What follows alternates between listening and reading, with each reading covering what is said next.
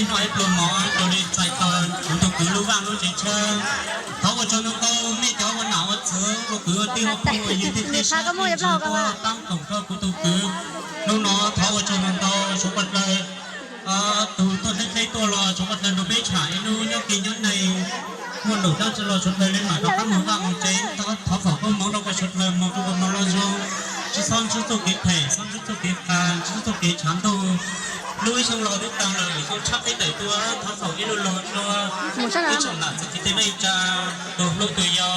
tên con một rồi tôi xây tôi xây cho vật lời nhau nó có nhau rồi nhau chỉ một món chỉ một ngày thứ nhất thứ ra lọc đâu trời lên lúc chỉ gì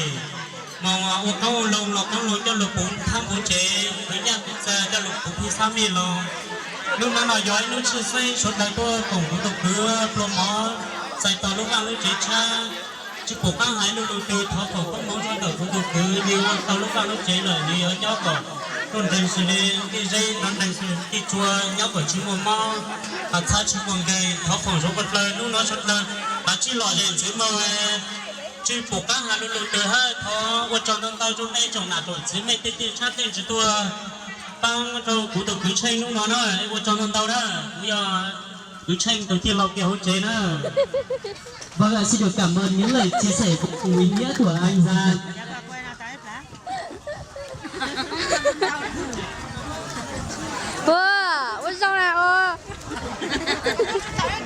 Vâng, quý vị thân mến, không để quý vị phải chờ lâu hơn nữa. Bây giờ xin mời quý vị hãy cùng hướng về phía cổng và hãy dành